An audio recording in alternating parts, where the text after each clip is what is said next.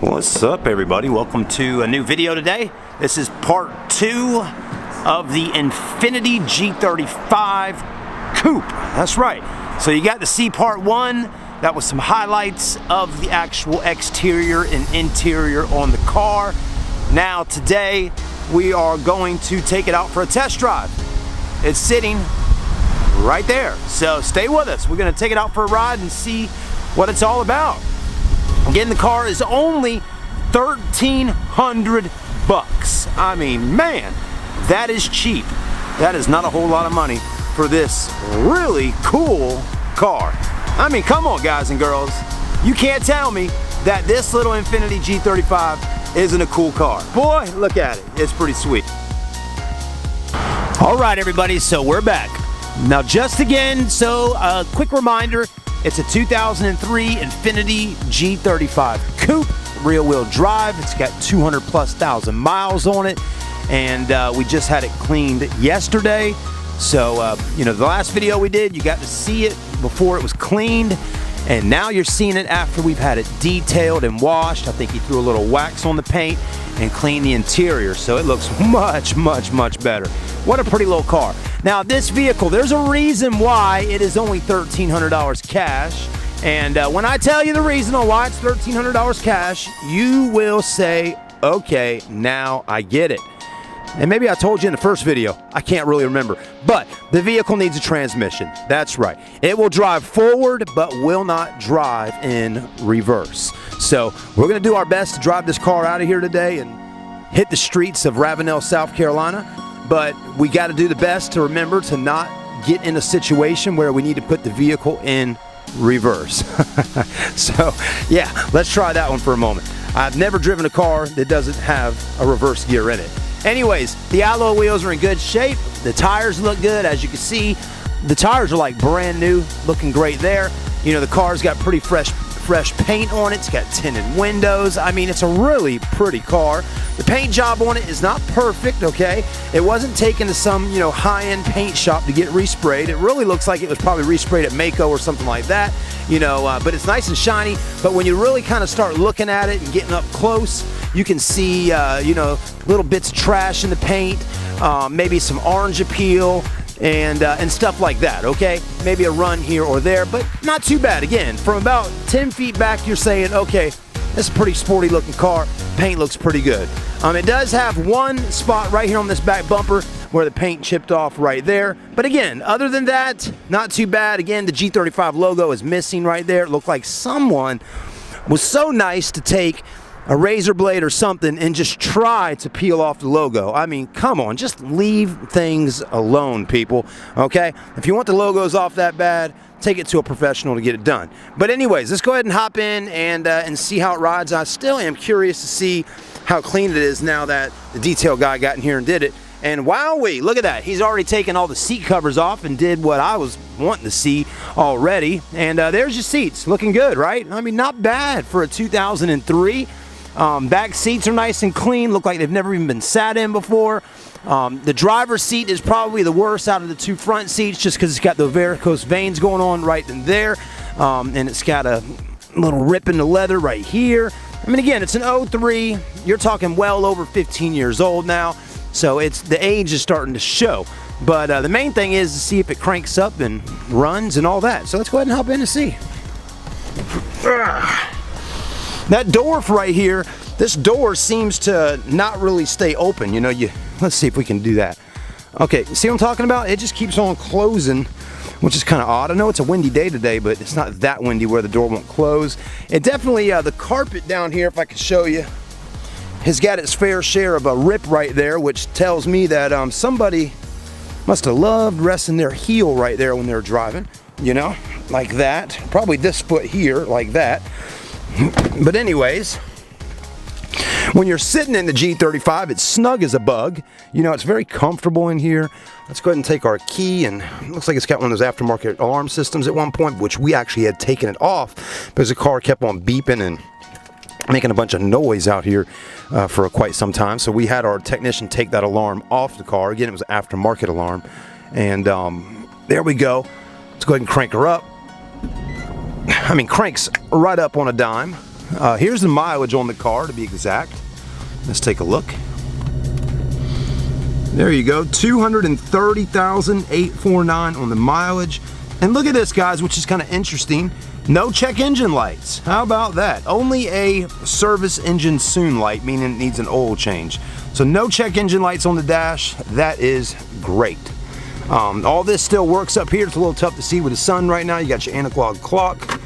You got a little storage compartment there. You got your Bose stereo. Let's see if it even works. See how to cut it on first, right? And I guess that would be kind of important to do. AM, FM. There we go. Let's click it on FM. Let's see if we can switch the channel up. Put it on 92.5, a little country music. Alright, so that works. As you could hear just a little bit of that music. Let's go ahead and just turn it down for a moment. Radio works. Still got a tape deck in here. It's a Bose stereo, and still got the CD player right there. There's a power outlet over here, and then another power outlet over there. You got one glove box up top, a little bit messed up on the dash right there. Another glove box down there. Looks like we even got the manuals to it as well. Nice. All right, let me get a seatbelt on and let's take it for a little quick ride.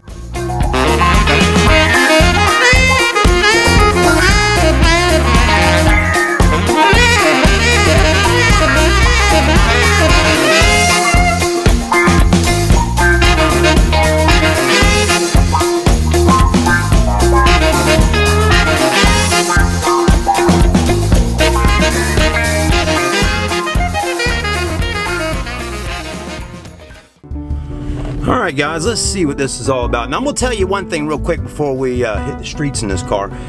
We had a guy come down out of Florence, South Carolina, probably about an hour and a half away, and maybe even a little bit longer. But he drove down last weekend to look at this car and buy it. And he was the perfect customer to buy this car. You say, well Chad, why is that? Well, let me tell you. Because he owns a G35 just like it. And we had a hurricane maybe like a year or two ago, and you know, one of them hurricanes we had, and it was really windy outside, and he had a tree in the yard that I guess broke or blew over, and it landed right on top of the roof line of his G35. And so anyways, his back window was broke, the roof had caved and fell in. I mean, very expensive to fix. And so he had called me and said, hey Chad, I really am interested in buying that G35 from you. He's like, because I have a car to, you know, swap out the transmission with and all that. And he came here, he traveled here. He even brought his trailer and all to be able to put the car on it and tow it back home. And anyways, he was a Hispanic guy, a very nice gentleman, spoke English really well, so, you know, he knew everything I was saying, and, you know, I was being as, you know, honest and upfront about the car to him as possible. And when we got out here on the lot and I tried to crank it up, the car kept giving me a problem where it kept shutting off, okay? Like if we were sitting in the parking lot right now, maybe cruising around the parking lot, the engine would just boom, you know, the whole car would die, the battery would die. And so anyways, I had my mechanic come out here to look at it with him and show it to him. And, you know, this was such a simple thing to fix. And he ended up not buying the car due to something so simple, because he was really like worried that it was like some kind of major electrical problem. Basically, and I'm going to show you in a moment here when we pop the hood. Basically, let's just go ahead and do it right now. The battery's good on the car, right? We had to replace the cables under there that connect to the battery because they had gotten bad and loose or something like that.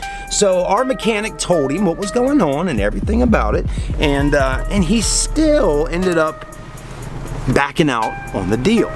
You know, he ended up offering us like $1,000 for this car, and he tried using that situation that happened that day to his benefit so he could buy the car for $300 less. And hey, here's the thing, you know, at the end of the day, what happened was we didn't sell him a car.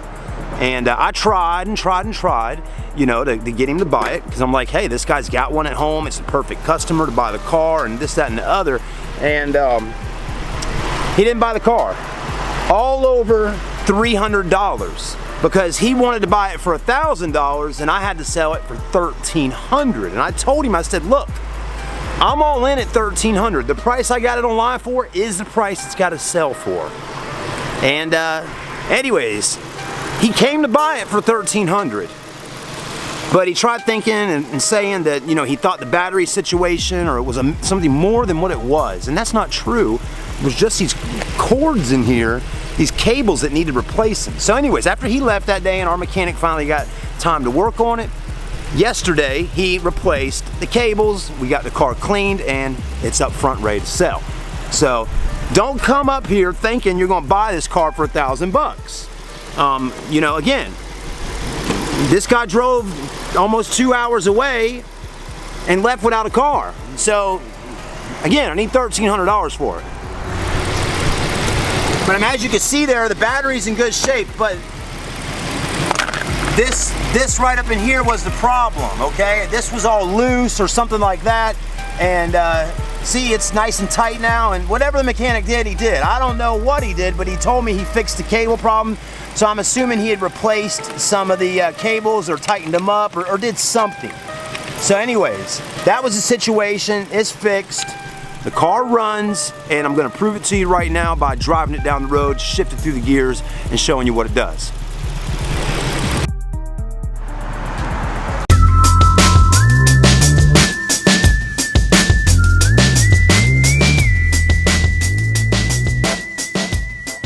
All right, everybody, we're back in. Let's go ahead and hit the streets.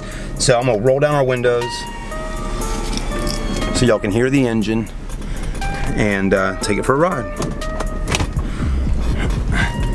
Again, you know, I know everybody that's looking at this car is probably gonna want to see a video of it. I mean, hey, it's a $1,300 Infiniti, and even though it's so cheap, people are still like, well, what's wrong with it? Well, it needs a transmission, you know?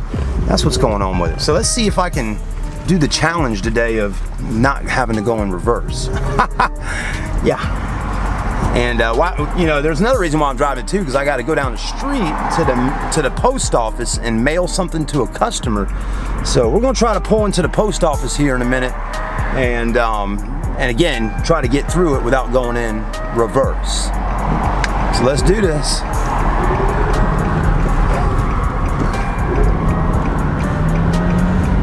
All right, so we're going forward.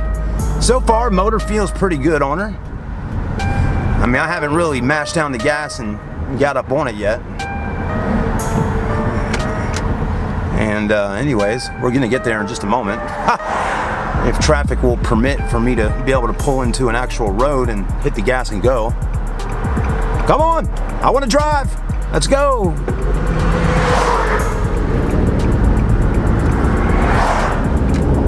All right. Gears pretty good. Post office is coming right up, so I don't get to really drive it too far, but when we leave the post office, we'll take it farther down the road. Good thing the post office has got a one way in and one way, or another way out. So I can just pull in and park sideways in this place. Yeah. So I mean, technically you could buy the car and, you know,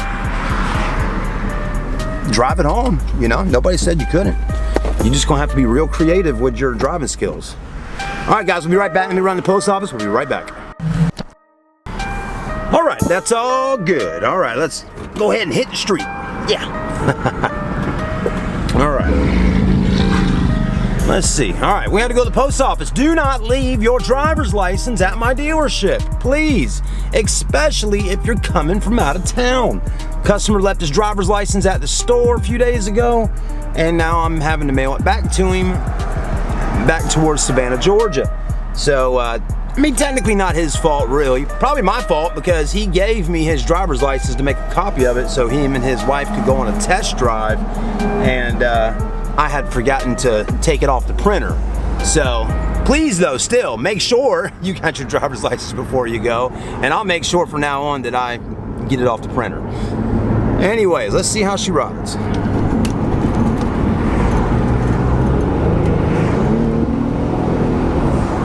Well, still very powerful, gets up and goes just fine.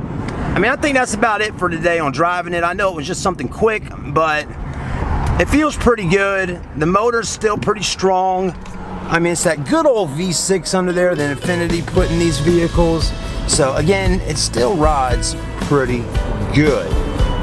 But again, the main thing is remembering that there is no reverse gear. So I'm not trying to get in any spot where I'm gonna have to put the car in reverse. So if you're interested in buying this Infiniti G35 for $1,300 cash, come on by and see me. You can drive it home. You do not have to trailer it. You don't. But better to be safe than sorry. If you can trailer it, trailer it. If not, just do your best to not have to go in reverse. And you know, if you're going around a corner having to do a U-turn, you might have to do some drifting, if you know what I mean. All right, everybody, have a great day. Thanks for watching part 2 to the Infiniti G35 Coupe. Come on down and see me at the Auto Buy Center if you're looking to get something cheap for cash. But again, $1,300 is what I need, and that's just all there is to it. We'll see you soon, guys. Peace.